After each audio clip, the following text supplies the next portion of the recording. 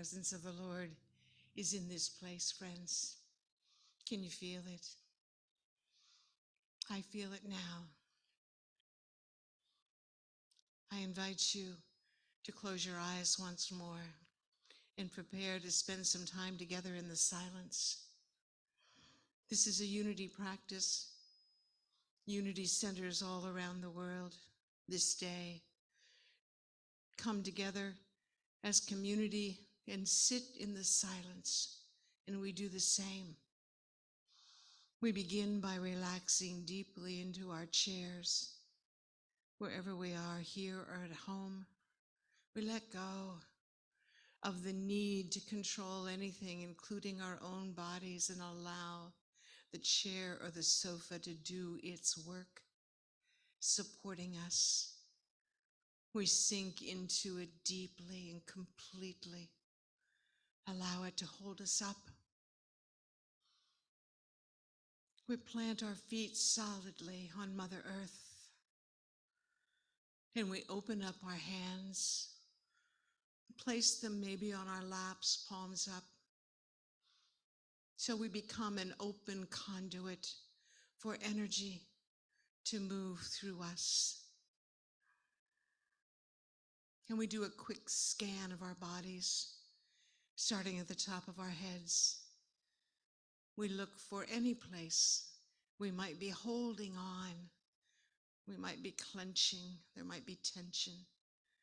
We start with our faces and we relax our eyes.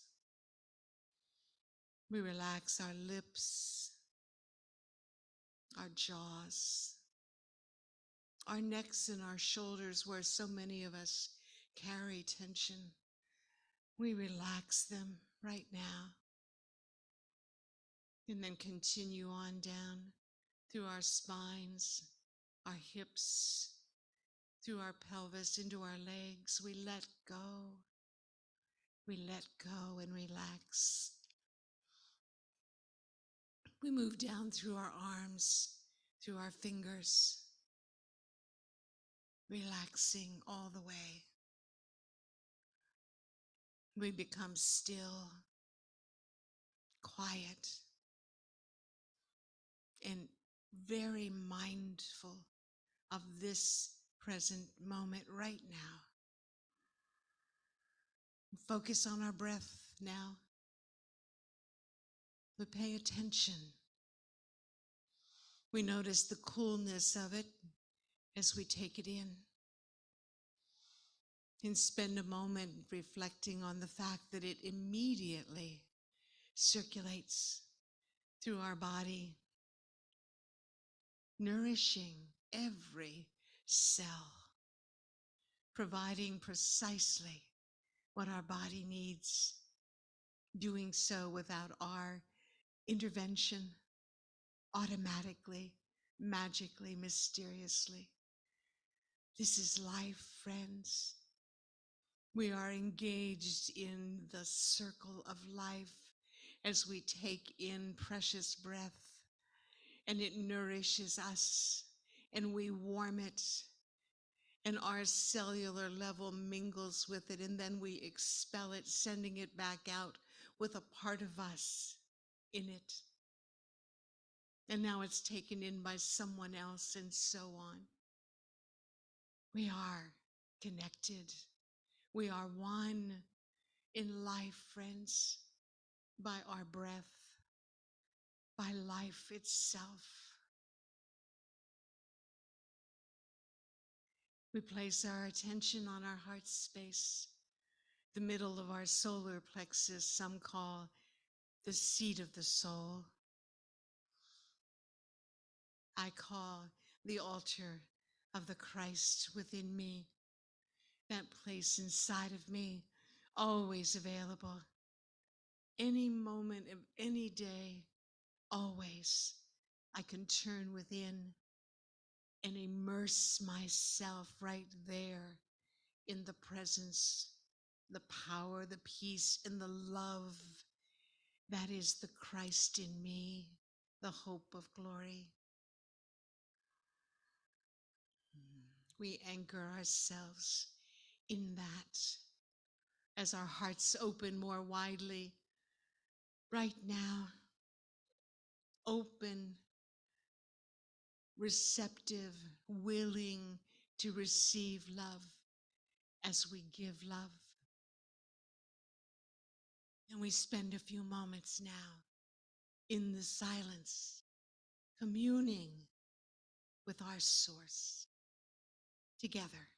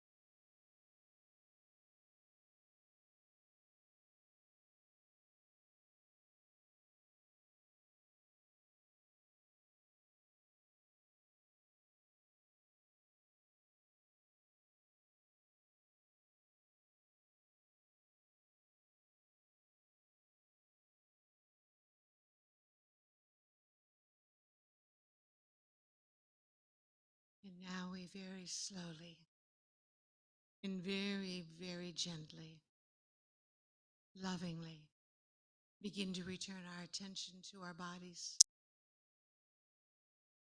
and the space we're in, either here or at home. Allow our senses to reawaken, orient themselves to our surroundings, and come together singing the hymn we all know, Our Father.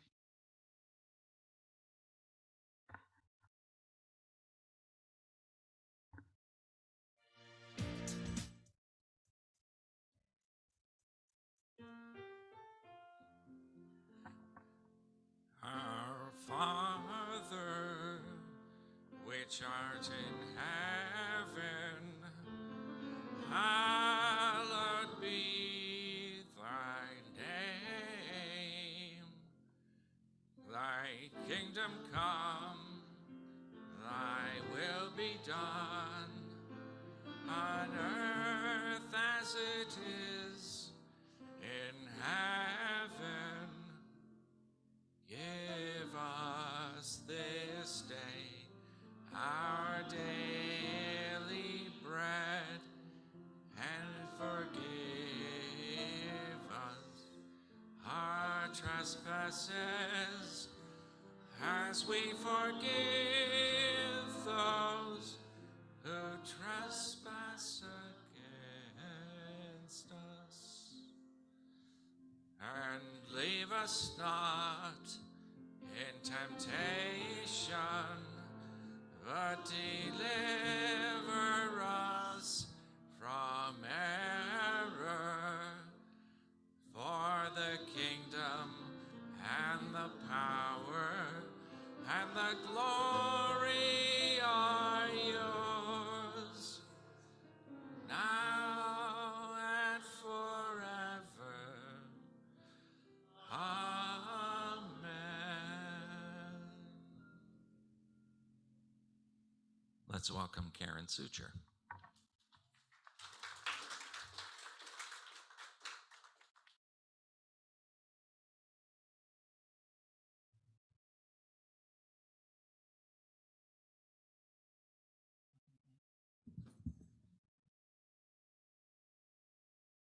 Didn't work. Okay, hold on. But we were so clever here to have it set up for me. Okay, here we go.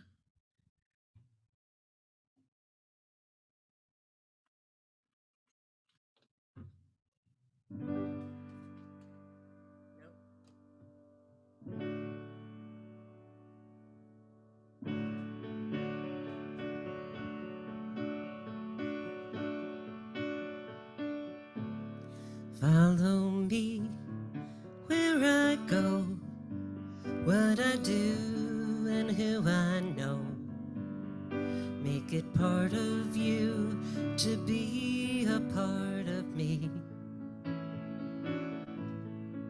Follow me up and down, all the way, all around. Take my hand and say you'll follow me.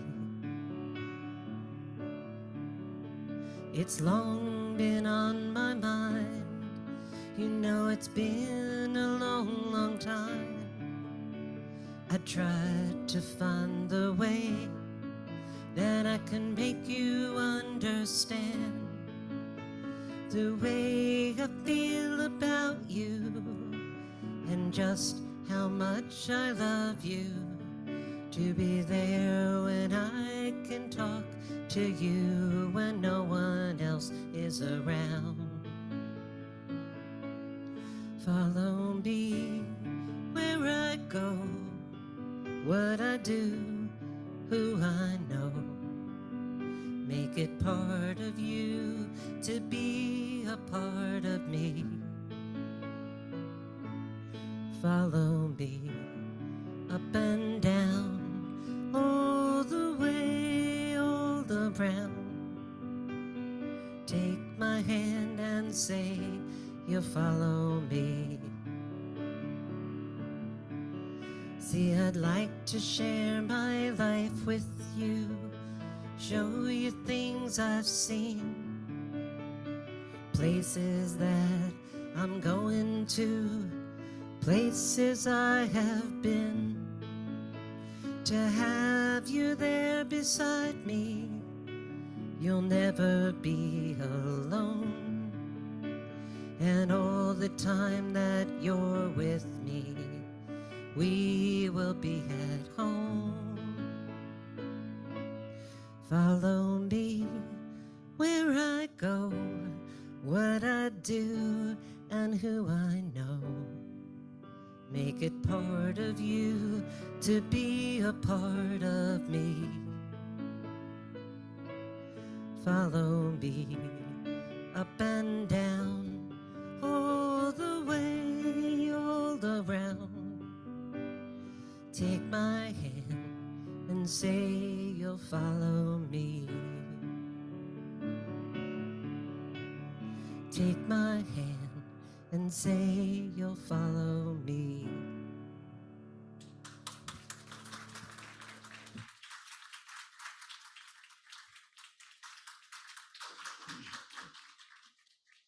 You're right, Karen. I do know that song. Yeah. Yeah. I didn't recognize the title. We were sharing with one another earlier what huge John Denver fans we are. So I'd forgotten about that one. How many of you grew up somewhere up north? Just a show of hands. Yeah, most of you actually. All right. Me too. Little town, university town in central Pennsylvania, small town, the prettiest town on the planet, actually. And so those of you who grew up in similar places up north probably know that, generally speaking, in the center of those small towns, there are a bunch of churches. Like in Lewisburg, where I grew up, there were four corners right in this intersection in the middle of town. There was a church on each of the four corners. Really, truly, they're still there, of course. And then within walking distance, as in 2 blocks of that, there were 3 more. And that wasn't uncommon for there to be a cluster of churches in the middle of town. That was kind of the cement or the glue that brought everybody together. So it was in a town like this, could we see the next slide, where it turns out the churches were all having the same issue. They were suffering from a squirrel infestation. As squirrels will do. Yeah, I have an issue right now in my home here in Florida. So the squirrels were getting in and they were destroying property. So these churches came together and they had a conversation about what they could do. The Presbyterian Church went back, called a meeting with their memberships, and they decided after much prayerful consideration that the squirrels were predestined to be there. And so they shouldn't interfere with God's divine will. So they let it go.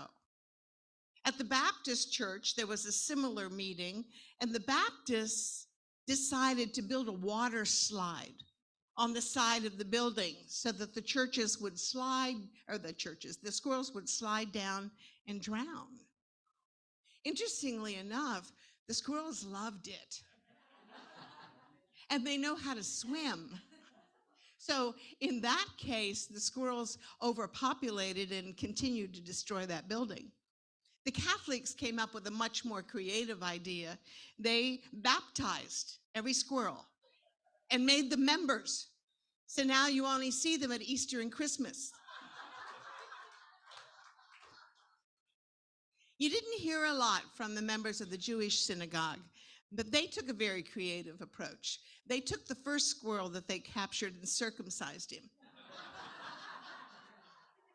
And they no longer have a squirrel problem. That's what communities do, don't they? They come together and problem solve. Can you relate? I know you can. I have such memories. It turns out most of you aren't aware of my history with this place. I've been a member of the Gold Coast Ministers Association for many, many years, a group of ministers who come together quarterly now and support one another. And we used to meet over here in your other building. Diane hosted that meeting. You're shaking your head. I remember you from there. Diane used to host that meeting often. In fact, I think we met here more than anywhere else. And I remember how much attention, loving attention, was paid to the food, to the way that it was organized, all the love. It felt very much like home here. I have such fond memories of that. And of course, Diane was in the middle of all of it, the hostess with the mostest that she is. And then I realized how busy. I used to wander around as a new minister. I used to wander around and see how many ideas I could take away from my own church. And I noticed how busy you were. There were always programs going on here. Activities, oh my goodness gracious. You had a lot of stuff. Churches with that much activity are generally called program churches. Program churches are churches with an active membership of somewhere between 400 and 800 people. You all never had an active membership of 400 to 800 people, but you acted like you did. Yeah. You were a pastoral-sized church. In church science, there is a delineation of church sizes. A pastoral-sized church has somewhere between 200 and 400 members, and that's probably about where you were at your height. But you acted like a program church. My church was then and continues to be what we call a family church, which is what most Unity churches are these days. I don't know if you're aware of that, but most Unity churches in this country that remain active are family-sized churches, and that means they have somewhere between 50 and 200 active members. We didn't offer programs at that family-sized church. Our membership wasn't large enough to support that kind of activity, so I would fill up my car and sometimes fill up a second car following me, and we used to come down here a lot. We used to come down to participate in many of the programs that you offered right here in this room. I remember it fondly. I admired your programs. And of course, I loved your leader. She was one of my dearest friends. Love your campus, your physical space. And I watched over the years as a new minister. I watched while you grew into a program like church over there in the gardens. I watched Diane's unfathomable energy work you all into a frenzy as that church grew to be extremely successful. I watched while you lost that space. I watched while you hustled to find new space and held space for Diane to process all of that. It was painful for her as well. And then you shrank, and that happens when churches lose their physicality or lose their minister. They tend to shrink. You shrank. ultimately came to this space, and I watched the gardens that were created, and I watched while you built that labyrinth. Oh my goodness gracious. What a magnificent endeavor. Yes. How many of you were involved in that? Obviously you were. No? You- yeah. And I remember gasping, friends, truly gasping when I heard that Diane was leaving you. Gasping. I couldn't imagine. I couldn't imagine it. And I was an observer. You all were active members, or many of you at least. You shrank, and then you grew, then you shrank, and then you grew. And now you're going to begin all over again, aren't you? You've already begun all over again. I'm aware. What a journey. May I see the next slide? I would call it a hero's journey, friends. A hero's journey. That's what you've been on. You've been on a hero's journey. Joseph Campbell first defined that situation by saying, you begin, heroes, what they do is they begin with somewhere comfortable. Dear Lord, somewhere where they are familiar, just as you all did. You started with a place that you created and made your own, and you were very comfortable there. And then for some reason or another, you leave it and you begin a journey, and you meet up with all kinds of obstacles. You know, in mythology, usually dragons. You had your own forms of dragons to slay, did you not? I remember that little white clapboard church building that you all first found when you left the gardens and were so excited about, and then how quickly that all fell apart. So you had your dragons. You had more than one. A hero does that, ventures out into the unknown and then encounters obstacles. But heroes, here's the thing, push through all of it. Heroes do that. They push through. And in the process of pushing through, they begin transformation. They begin transforming. They begin rising to the occasion, meeting their challenges. They place themselves in a position of being able to overcome their challenges. And then ultimately they realize, I call it at one-ment instead of atonement.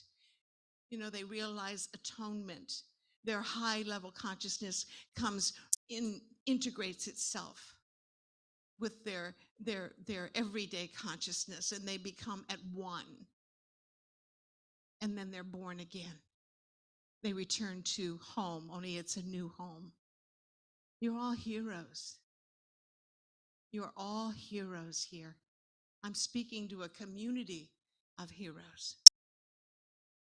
And you know, right now, you are attracting to yourself precisely what you need. You know that. Yeah, precisely what you need. And here's the thing. In spite of your successes and your losses, your greatest good doesn't lie in the past, friends. Your greatest good does not live in the past. Hear me. Your greatest good is yet to come, because that's how the universe works. That's truth with a capital T. Everything that happens to us, everything, no exceptions, ultimately gets us a little bit closer to our greatest good, the greatest manifestation of the Christ we can be, the greatest expression of our best selves. And you're not there yet. You're not there yet. But boy, are you positioned better than any other community that I know right now. It might not feel like you're on the path to your greatest good. I get that. But I want you to remember that it's true. You know, I've lived long enough now to tell you that as I look at my own life and reflect over where I've been and what I've done and what's happened to me and what I've done to others, as I look at all of it, I can tell you with certainty that anything that has ever happened to me has brought me to a better, greater expression of myself. I've learned from it, and that's what you're doing. Can I see the next slide? Ancient wisdom teachers talked about it.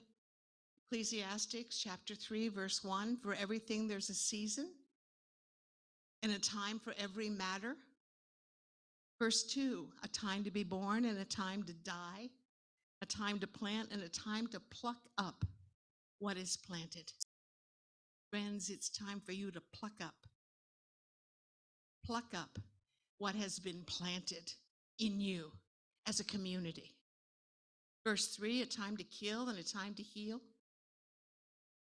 You're going to lose this property ultimately, no doubt, right? Handwriting's on the wall. It's only a matter of time. I recognize the fact that you're holding on and you may be able to stay here for a little bit longer, but ultimately, you're going to lose it. There's a time to die. There's a time to let go. And there's a time to rebuild. And obviously, it's time for you to rebuild. Isn't it clear to you?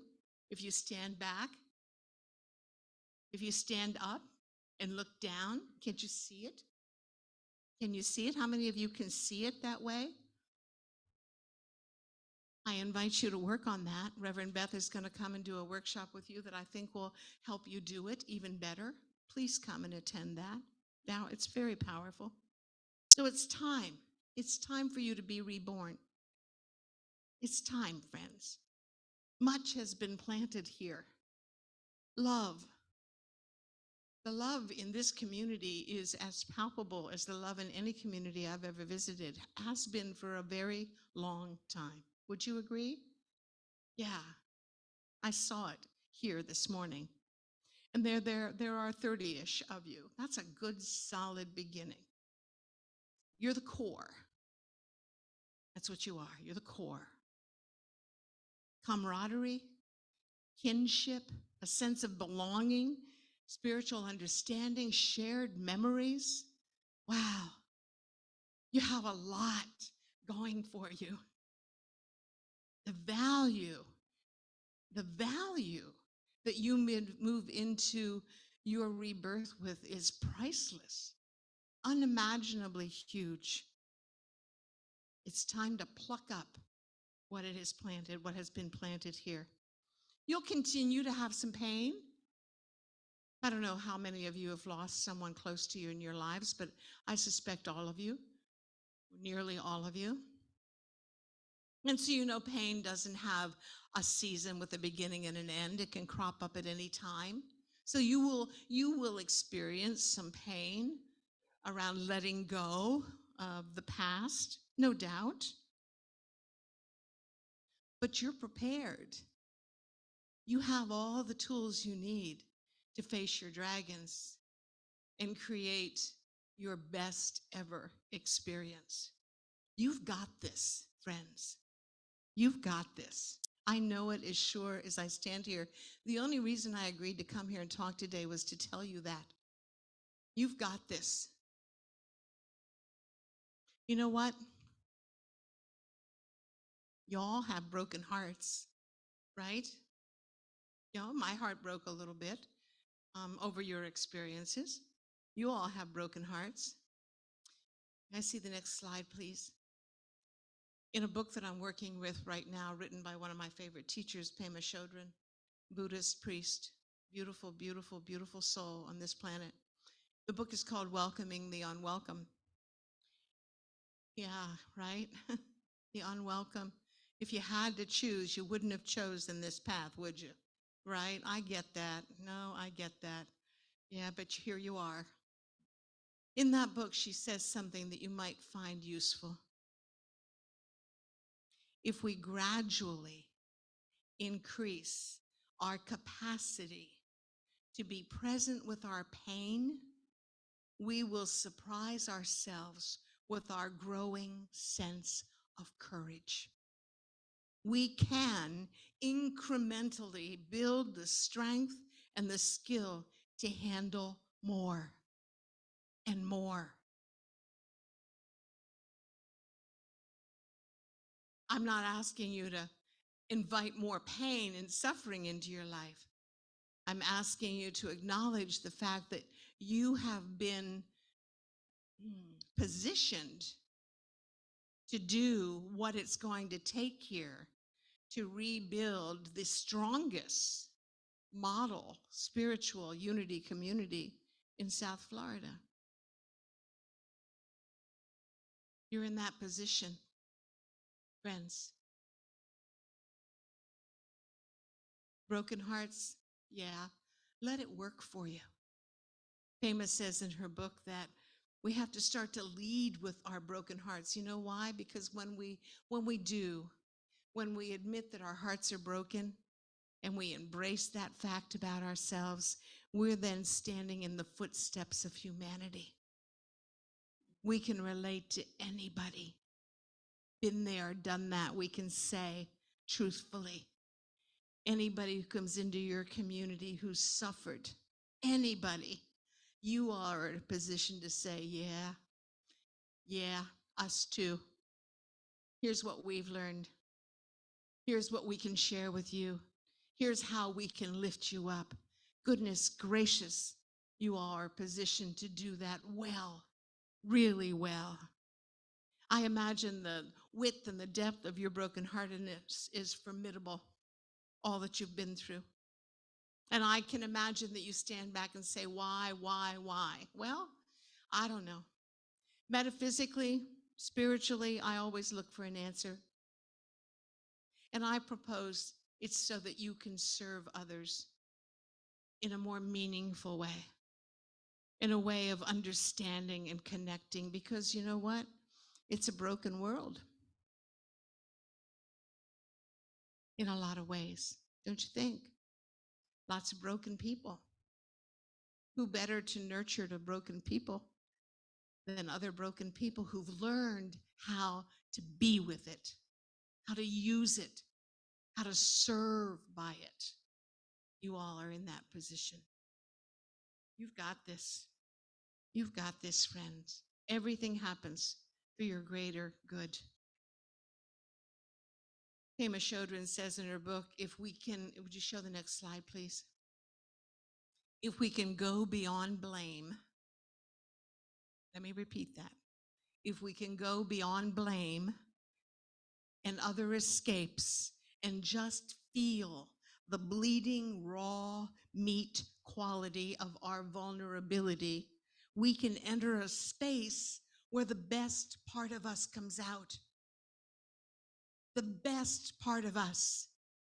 Individually, certainly, but more importantly, collectively. Imagine what that will look like when the best part of all of you comes out and opens up your new doors wherever they might be and welcomes the world in to be loved by you, nurtured by you, taught by you.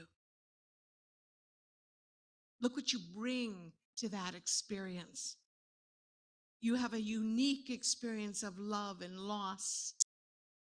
So much loss, right? You have an incredible ability to organize and put together programs to inspire and to heal people, to motivate people. You have a foundational teaching. I'm talking about unity. You have a foundational teaching that celebrates everybody's inherent goodness. You weren't born with original sin. You were born with original blessing on your soul. What a powerful message. What a powerful message.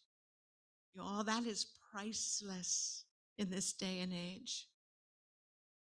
You have tons of experience creating sacred space. You all have always put together the most beautiful, the prettiest sacred spaces for people to come and be nurtured and fed at a soul level.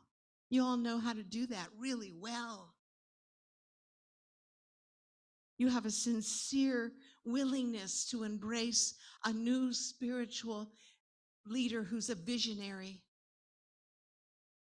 who's dedicated to standing side by side with you and reinventing yourself. So as my friend and yours, Daniel Nabon, would say, bring it on. Can we see that video? Bring it on. I know you all love Daniel Nabon. Me too. Take these words in, just take them in and enjoy this music. Everything new, everything different, everything true. I am ready for my next thing to do. Oh, I know it's gonna be everything new. I'm through crying, I'm through waiting, I'm through hoping against all hope. I'm through longing for something gone that'll never return. Think I finally learned to bring it on. Everything new, everything different, everything true. I am ready for my next thing to do. Oh, I know it's gonna be everything new. I'm through grieving, I'm through dreaming that the life I have is ever coming back. No more wishing on someone else's star that'll never be mine. I think it's time to bring it on. Everything new, Bring it on. everything different, everything true. I am ready for my next thing to do. Oh, I know it's gonna be everything new. And I've survived many times before. Broken heart and slamming doors. I'll be alright. Yes, I will. Once more. Just as I did back then. I'm gonna rise again. So bring it on. Everything new. Everything different. Everything true. I am ready for my next thing to do. Oh, I know it's gonna be everything new. So bring it on. Everything different, everything true. I am ready for my next thing to do. Oh, I know it's gonna be everything new. I know it's gonna be everything new. Yeah. Yeah. He's come a long way since he stood up here and sang, right? That's one of the programs I came down to. Diane was one of the first people in our region to actually bring Daniel to South Florida on several occasions, actually. Many of us came down here to participate in those programs. So bring it on, friends. Bring it on. You've got this. You have got this. I'll be watching. I can hardly wait to see how this all unfolds, dear ones. I'm going to be doing a book study in January, just quickly on the book I mentioned, Welcoming the Unwelcome, by Zoom. It'll be on Sunday afternoons for 5 weeks. If you have any interest in joining me, there'll be people from a lot of different churches and some non-church people. And we'll be reading that book together and studying it and taking it in. There's a clipboard out there on one of those little tables in your foyer. Just put your name and your email address, and I'll make sure to invite you. God bless you, and thank you for having me.